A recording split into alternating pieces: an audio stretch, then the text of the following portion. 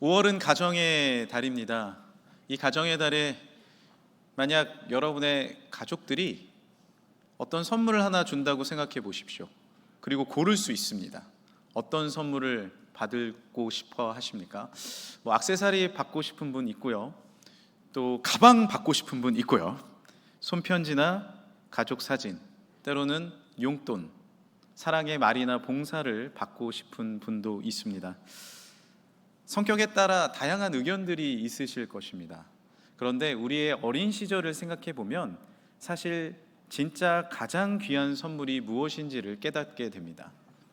어린 시절 엄마가 아랫마을에 가서 오랫동안 돌아오지 아니하면 밖에 나가서 고무신 신고 계속 기다리셨잖아요.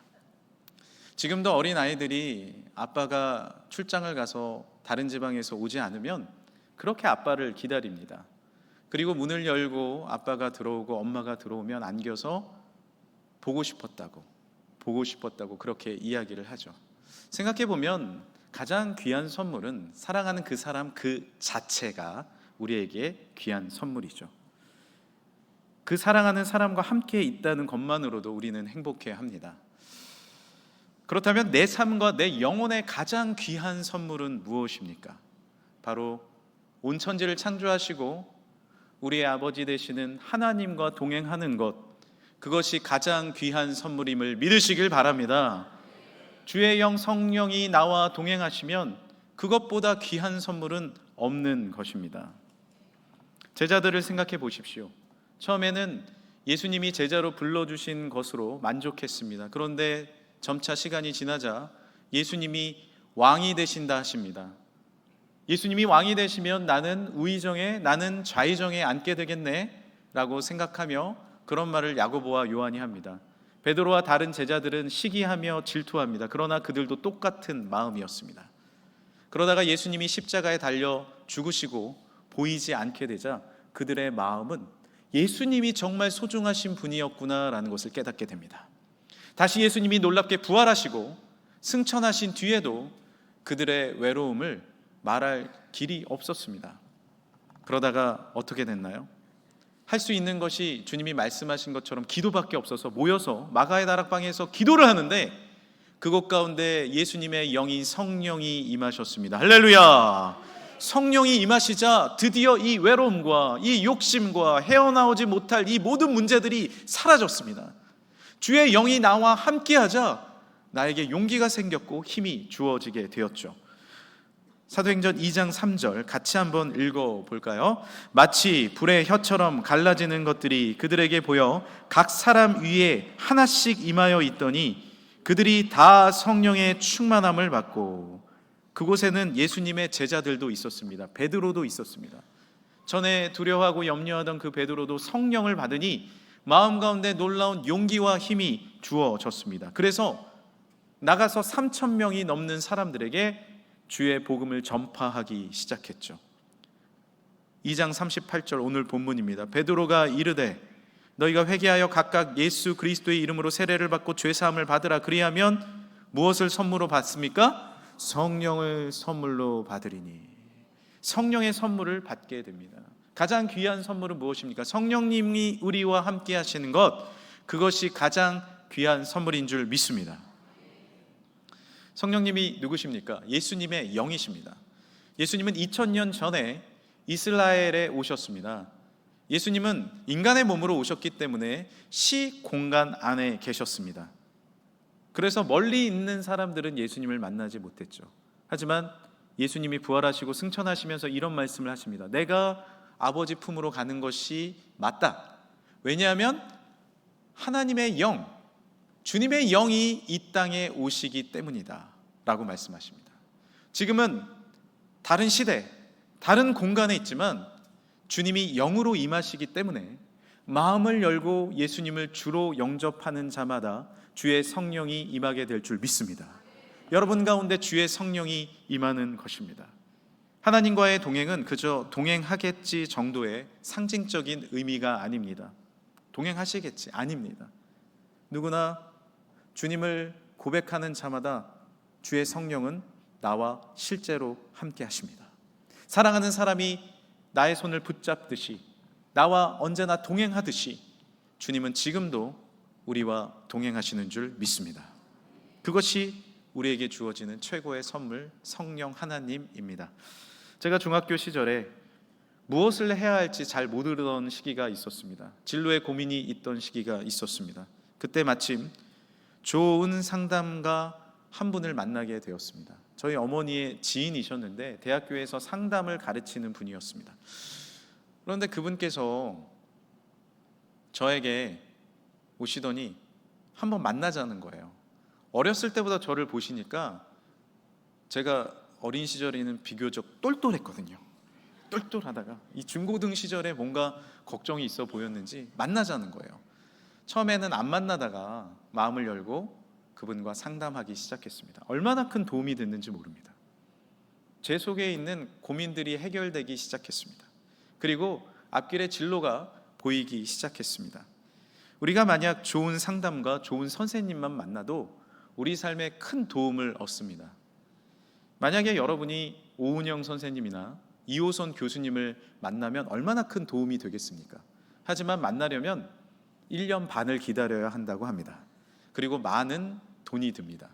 하지만 그 누구보다 위대한 상담가시며 놀라운 우리를 사랑하는 선생님이신 예수 그리스도의 영, 성령님을 우리는 누구나 만날 수 있습니다.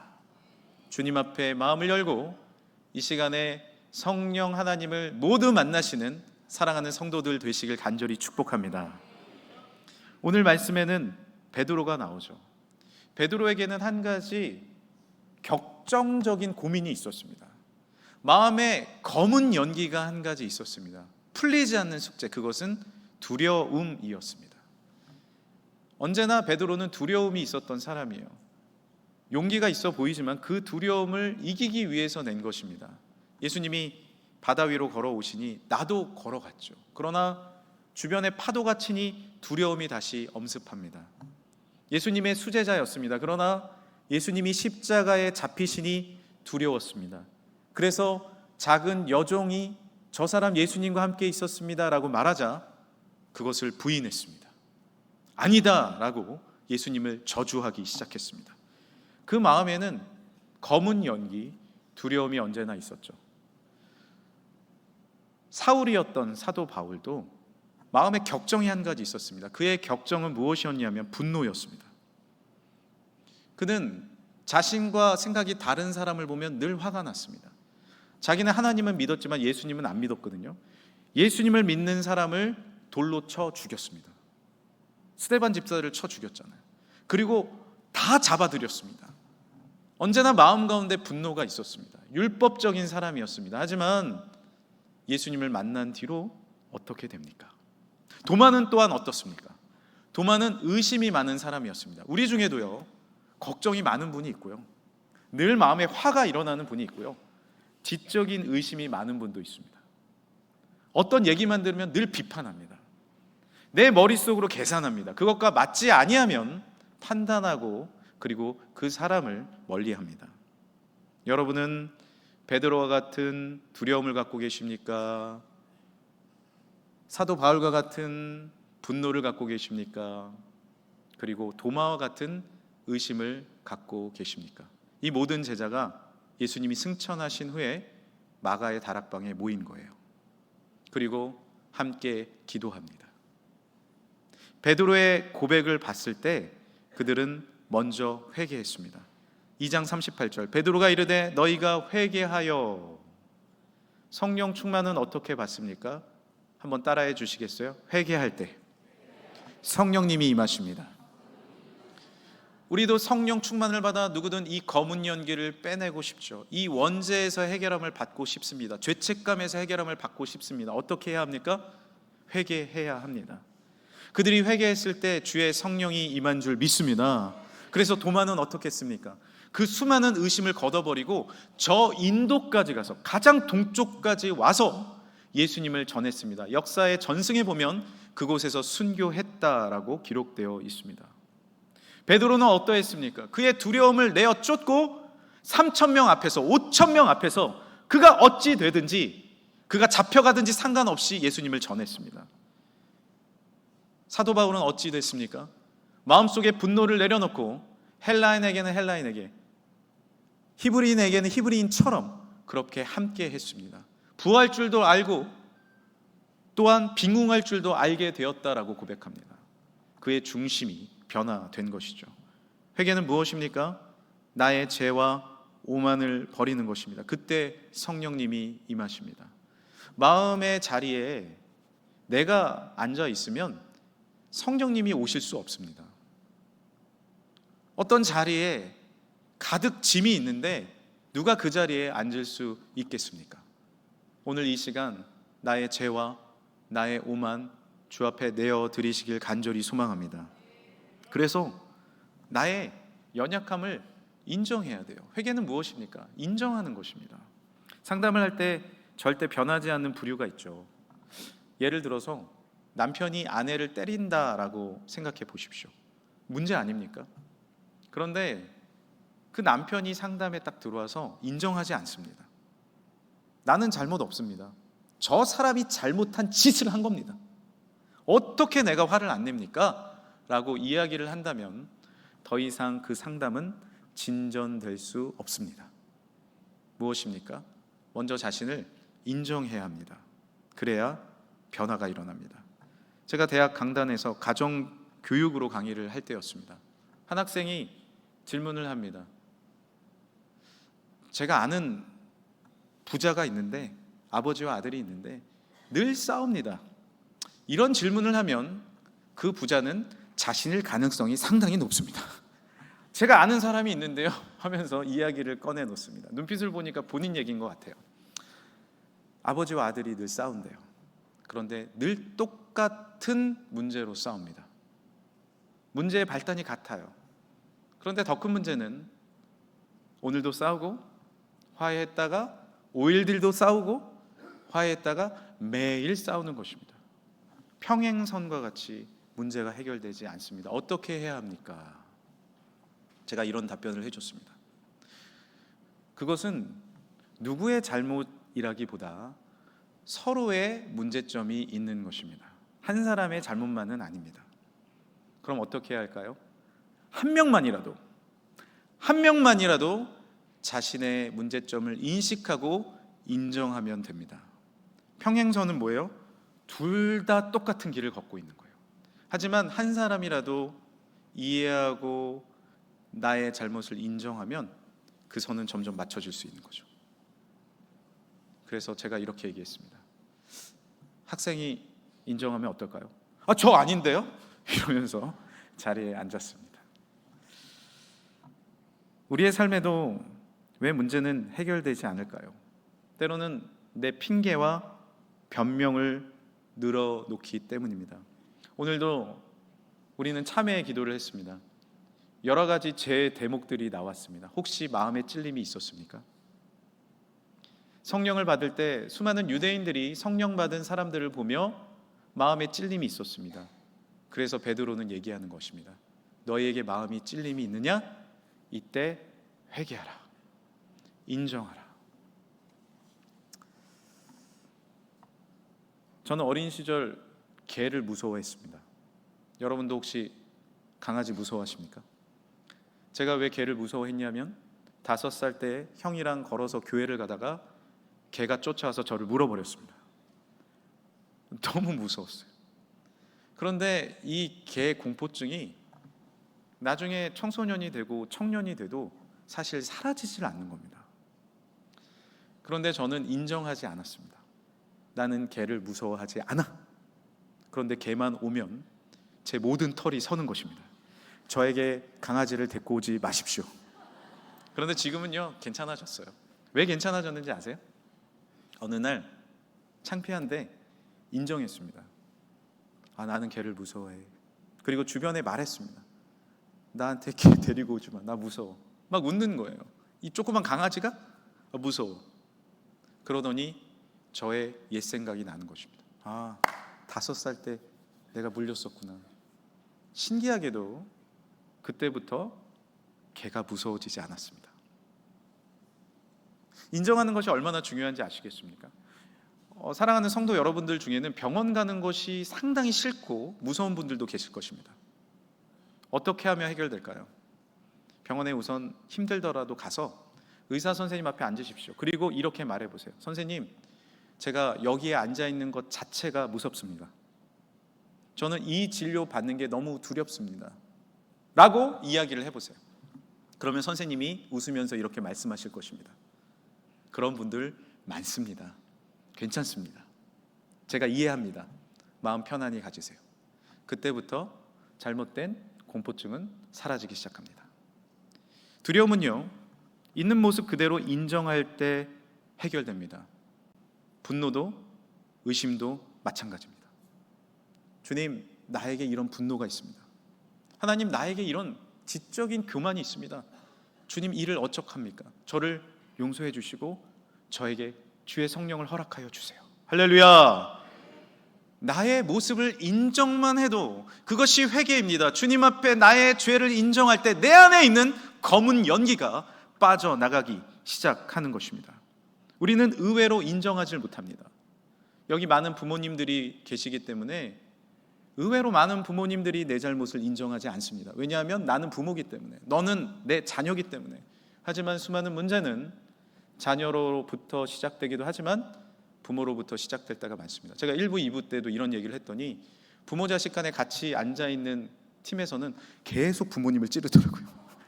자녀가 인정 안 할 때도 있습니다. 하지만 그 잘못을 인정할 때 우리의 검은 연기는 빠져나가기 시작하는 것이죠. 오늘 하나님 앞에 함께 나아가십시다. 할렐루야. 그리고 주님 앞에 나의 분노를, 나의 유치한 감정을, 나의 부족한 이 두려움과 연약함을 있는 모습 그대로 주께 아뢰십시오. 잘못했다 진심으로 고백하십시오. 겉핥기의 회개가 아니라 내 안에 있는 검은 연기를 주님 앞에 있는 그대로 보일 때 주의 성령이 임하게 될 줄 믿습니다. 또한 오늘 말씀에는 무엇이라 기록되어 있습니까? 38절에 각각 예수 그리스도의 이름으로 세례를 받고 라고 기록되어 있습니다. 너희가 회개했느냐? 그렇다면 예수 그리스도의 이름으로 세례를 받으라 라고 알려주십니다. 산부 예배에 나오시는 분들은 세례를 많이 보셨을 거예요. 세례는 무엇입니까? 이 앞에 나와서 수많은 사람들 앞에서 내가 하나님의 자녀로 인치심을 받았습니다 라는 것을 증언하는 것입니다. 드러내는 것이 세례입니다. 그래서 세례를 받기 위해서는 하나님의 자녀라는 확신이 있어야 되고 수많은 사람들에게 보일 용기가 있어야 합니다. 침례교에서는 세례를 받을 때 저 강가로 가서 또는 이 옥상 같은 데 물을 많이 받아서 그대로 물에 집어넣습니다. 코를 막고. 제가 저번에 말씀드렸지만 저는 세례 받을 때 물을 많이 붓습니다. 정말 많이 붓습니다. 왜냐하면 성령의 강을 의미하기 때문입니다. 내 안에 있는 죄를 주님 앞에 드립니다. 내 안에 있는 연약함을 주님 앞에 드립니다. 주여, 나의 죄를 이 수많은 사람 앞에서 드러내시고 깨끗이 씻어내 주옵소서. 그것이 세례자의 자세입니다. 사도 바울이 자신의 분노와 자신의 약함을 드러냈을 때 어떻게 되었나요? 나는 죄인입니다. 나는 핍박한 자입니다. 그러나 주님이 나의 죄를 사하셨습니다. 그의 연약함을 드러날 때 놀랍게도 수많은 사람들이 함께 성령을 받으며 함께 일어났던 것을 보게 됩니다. 성령 충만은 세례자의 삶을 살 때 우리에게 주어지는 것입니다. 가정 안에서도 세례자로 사십시오. 드러내며 사십시오. 우리의 연약함과 부족함이 있다면 가정 안에서도 말씀을 읽고 찬양을 틀고 기도를 하시길 간절히 소망합니다. 부부끼리 부부싸움 할 때가 있잖아요. 저도 젊은 시절에 아내와 말다툼을 한 적이 있었는데 너무 화가 나서 아내가 계신 곳에 문을 열었습니다. 한 번 더 따지려고. 그런데 그곳에서 아내께서는 기도를 하고 있었습니다. 그러자 제가 할 말이 없는 거예요. 우리가 세례자로 산다는 것은 성령 충만한 자는 세례자로 사는 것인데 주님의 뜻대로 선포하는 것입니다. 할렐루야. 여러분의 일터 가운데서도 주의 말씀을 읽으시고 주의 뜻대로 살아갈 때 주의 성령이 우리의 삶의 현장 가운데도 임하게 될 줄 믿습니다. 이렇게 세례자로 살면 우리는 어떤 능력을 얻게 됩니까? 사도행전 2장 42절, 우리 사도행전 2장 42절 같이 읽어보겠습니다. 그들이 사도의 가르침을 받아 서로 교제하고 떡을 떼며 오로지 기도하기를 힘쓰니라. 할렐루야. 기도하는 삶을 살게 되기 시작합니다.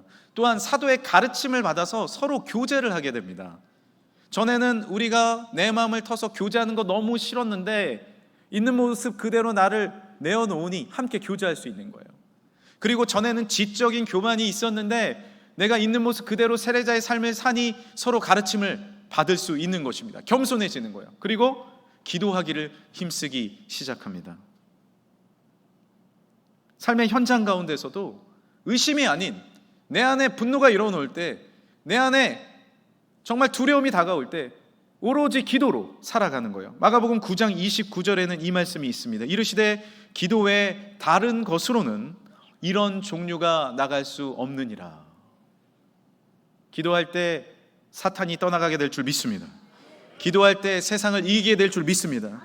무엇으로 성령 충만을 받는 것입니까? 오로지 기도할 때 받는 것입니다. 주 앞에 나의 삶을 있는 모습 그대로 드러내고 세례자의 삶을 살며 오로지 기도할 때 성령의 능력이 임하게 되는 것입니다. 예수 기도라는 것이 있습니다. 한번 따라해 주시겠어요? 하나님의 아들 예수 그리스도시여.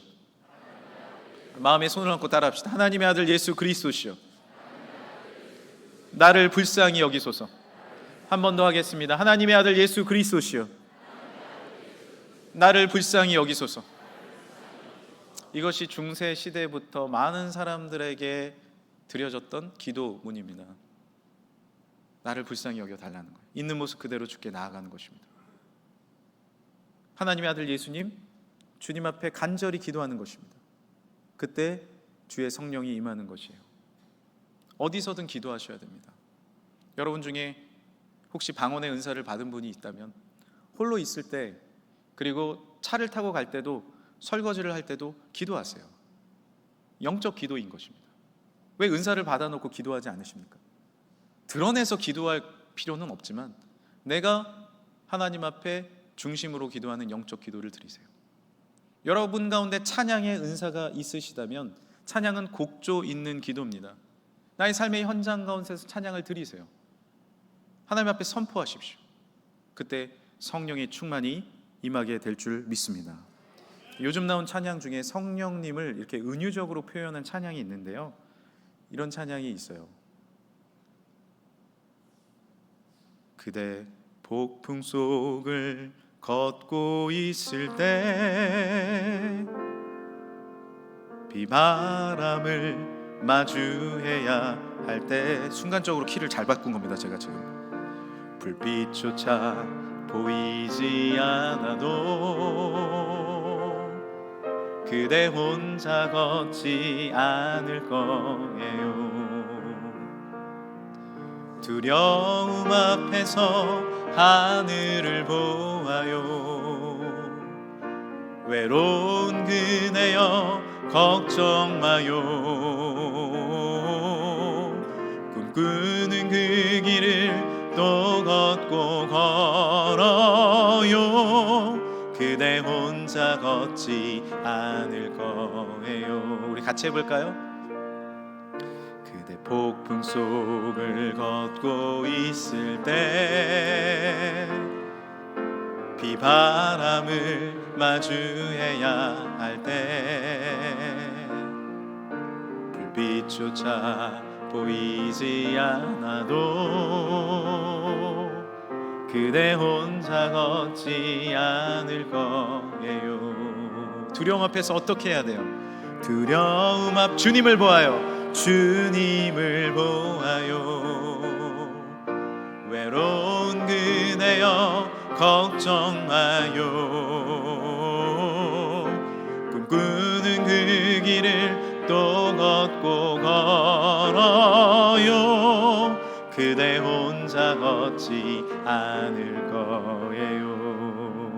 할렐루야. 그 KBS의 김재원 아나운서라고 계십니다. 그분이 며칠 전에 저희 교회에 오셔서 그 지역의 목사님들을 대상으로 그 설교 스피치에 대해서 강연을 해주셨습니다. 그 강연에 한 간증을 하셨는데 사랑의 교회 장로님이십니다. 그래서 간증 집회를 하러 한 시골 교회에 갔습니다. 그런데 마중을 나온 한 장로님이 너무 젊어 보이셨대요. 장로님 치고.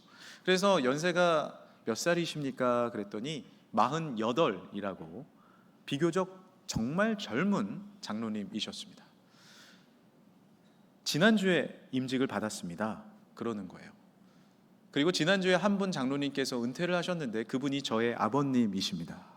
저희 교회에는 장로님이 한 명이 있습니다. 그리고 더 재미있는 사실이 있는데 그 아버님 장로님이 임직할 때 할아버지가 은퇴를 하셨다고 합니다. 그러니까 대를 이어서 교회를 지켜오신 것입니다. 하루의 일정이 이렇습니다. 주일이 되면 직원들이 없기 때문에 직접 문을 열고 청소를 합니다. 그리고 주일 학교를 인도하고 중고등부를 인도하고 대예배 찬양 인도를 하고 매주 대표 기도를 합니다. 그리고 끝나면 청소를 하고 오후 예배를 드리고 또 정리를 하고 문을 잠그고 돌아간다고 합니다. 이제 김재원 아나운서께서 간증 집회를 이렇게 마치고 한 가지 궁금한 점이 생기셨대요. 그래도 교회에 여러 세대가 있는데 왜 장로님 세대만 이렇게 적을까라는 생각이 들어서 왜 장로님 세대가 이렇게 적습니까? 라고 물어보니까 한 이야기를 해 주셨다고 합니다. 그 시골 장로님이 국민학교 5학년 시절 아랫마을에 있는데 붙어있는 윗마을 할아버지 집에 방학 때 올라가셨습니다. 가서 신나게 놀고 있는데 엄마가 찾아와서 너는 맨날 노냐고 집에 와서 공부하라고 데리고 가신 거예요. 꿀밤 한 대 맞고 집에 가서 방학 숙제를 하고 있는데 갑자기 할아버지가 급한 얼굴로 와서 우리 손자 어딨냐고 우리 손자 어딨냐고 묻는 것입니다. 왜 그러냐면 윗동네에 사고가 난 거예요. 손자가 방 안에서 공부하는 걸 보고 안도의 한숨을 내쉽니다. 그 또래 아이들이 다 같이 호숫가에 갔는데 한 아이가 빠졌어요. 다른 아이가 살리려고 들어갑니다. 또 빠졌어요. 다른 아이가 살리려고 들어갑니다. 또 빠졌어요. 7명이 익사하는 사건이 벌어진 것입니다. 얼마나 힘들었겠습니까? 얼마나 이해되지 못하는 분노와 아픔과 외로움이 그 삶에 임했겠습니까? 그러나 국민학교 때도 중학교 때도 대학교 때도 그리고 젊은 가정 때도 장로님이 되어서도 묵묵히 때로는 이해되지 않고 내 마음에 아픔이 있어도 그 자리를 지키며 교회를 지키며 교회를 섬기며 여기까지 온 것입니다. 우리의 삶 가운데서도 누구나 마음에 상처가 있을 수 있습니다. 어린 시절에 갖게 된 그 두려움, 의심, 그 분노가 해결되지 않아서 성인이 되어도 아니 7, 80이 되어도 나를 삼키는 상황에 내가 놓여 있을 수 있습니다. 그러나 두려웠던 베드로, 분노가 있었던 바울, 의심이 가득했던 도마가 성령 충만으로 변화를 받았듯이 오늘 이 시간에 포기하지 않고 내 마음의 문을 열고 주님 앞에 나아가는 자마다 회복과 능력과 성령 충만의 역사가 주어지게 될 줄 믿습니다. 여전히 가정을 지키셔야 합니다. 여전히 교회를 섬기셔야 합니다. 이 나라의 민족 가운데 믿음으로 나아가야 합니다. 우리는 그 모든 뜻을 알 수는 없어요. 하지만 주님을 의지하며 주님을 바라볼 때 놀라운 성령, 묵묵히 주님 앞에 기도하며 믿음으로 나아갈 때 놀라운 주의 성령이 우리 가운데 임하게 될 줄 믿습니다. 세상은 말합니다. 명상을 하라고. 세상은 말합니다. 호흡법을 하라고. 그러나 우리는 이렇게 말합니다. 더 나아가 기도하자고. 때로는 이해되지 않고 때로는 내 마음에 외로움과 분노가 올라와도 다른 것으로 성령 충만할 수 없습니다. 오직 기도 외에 다른 이유가 없는 줄 믿으시길 바랍니다. 주님 앞에 기도함으로 이 시간에 일어날 수 있는 것이에요. 오늘은 성령 강림 주일입니다. 세상적인 방식으로만 우리는 변화를 받으려고 노력합니다. 그러나 그렇지 않습니다. 다른 방법이 아닙니다. 이제 한 이야기 드리고 말씀을 정리하려고 하는데요. 한 청년의 이야기입니다. 그 청년이 오랫동안 신앙생활을 했는데 극심한 낙심과 두려움에 갑자기 사로잡히게 되었습니다. 그런데 이 내 안에 자리 잡은 낙심이 해결되지 않는 거예요. 이 방법 저 방법 다 써봐도 이 안에 두려움이, 이 아픔이 해결되지 않는 거예요. 어찌할 바를 몰라서 교회 목사님과 상담을 하게 되었습니다. 신앙을 이야기를 하는데 그 목사님이 이런 이야기를 들려주셨어요. 내가 오랜 시간 동안 선교사로 섬겼는데 그때 아무도 전도되지 않았어. 그리고 아무런 열매도 맺혀지지 않았을 때가 있었어. 그런데 어느 날 작은 기도 모임에 가서 이 마음을 깊이 있는 모습 그대로 하나님께 토로했지. 회개하기 시작했어. 그런데 그때 놀라운 주의 성령님이 내 마음 가운데 임재하셨어. 나는 깨달았지. 내 힘으로 이 모든 것을 이기려고 했다는 사실을. 성령님이 임하시니 놀랍게도 어떤 방법으로도 해결되지 않았던 전도가 되기 시작했어. 성령님이 임하시니 내 두려움과 염려가 사라지기 시작했어. 이 간증을 듣고 청년도 도전을 받았습니다. 그래서 기도회에 나가서 매일 새벽마다 하나님 앞에 성령 달라고, 성령 달라고, 나에게도 성령님 임하여 달라고, 주의 영 임하게 해달라고 기도하기 시작했습니다. 그런데 목사님에게 임했던, 선교사님에게 임했던 성령이 나에게 임하지 않는 거예요. 왜 그럴까? 화가 나기 시작했습니다. 더 낙심되기 시작했습니다. 그러던 어느 날 내 힘과 내 열정을 오히려 다 내려놓고 있는 모습 그대로 토로하기 시작했습니다. 주님, 너무 낙심이 됩니다. 주님, 이 두려움을 어찌 해야 할지 모르겠습니다. 그러니까 죄가 생각나기 시작하는 거예요. 한 번도 인정하지 않았던 내 고집, 아집, 그것들을 주님 앞에 토로하기 시작했어요. 그때 나의 모든 문제가 해결함을 받고 그렇게 해결되지 않았던 내 낙심이 치유되었으며 거룩하신 예수 그리스도의 영, 성령이 임한 줄 믿으시길 바랍니다. 그 청년이 적어놓은 간증문이 있습니다. 제가 읽어드리겠습니다. 지난 몇 달에 나의 영적 성장은 어릴 때부터 지금까지 성장한 것을 훨씬 능가했다. 지금까지 나는 걸어다니는 보병이었다면 이제는 공군 제트기를 탄 조종사와 같다. 오 주님, 제가 여기 있습니다. 저는 하나님 아버지의 것입니다. 주께서 원하시는 바를 제게 행하소서. 주의 뜻대로 저를 사용하소서. 이전에는 나의 생각, 나의 고집, 나의 아집이 가득했다면 성령 충만은 나의 그 모든 것을 있는 모습 그대로 주께 드리는 것입니다. 주 앞에 기도하는 것입니다. 그때 주의 놀라운 성령이 우리 가운데 지금 임하게 될 줄 믿습니다. 우리의 판단을, 나의 지적인 교만을, 나의 분노를, 나의 아집을 주님 앞에 이 시간 드리시지 않겠습니까? 함께 기도하겠습니다. 여러분, 한 번도 인정하지 않았던 나의 고집과 아집이 있다면, 죄가 있다면 이 시간에 주님 앞에 드리시길 바랍니다. 성령님이 분명히 임하실 것입니다. 한 번도 해결되지 않았던 우리의 가정의 문제가, 여러분의 일터의 문제가, 이 나라의 민족의 문제까지 주님께서 해결해 주실 줄 믿습니다. 주여 제게 행하소서. 주의 뜻대로 저를 사용하여 주옵소서. 이 시간에 주여 한번 부르시고 함께 기도하겠습니다. 주여, 하나님, 주의 성령이여 우리 가운데 임재하여 주옵소서. 이 시간에 나의 두려움을, 나의 염려를, 나의 분노를, 나의 지적인 교만까지 다 주님 앞에 내어드립니다.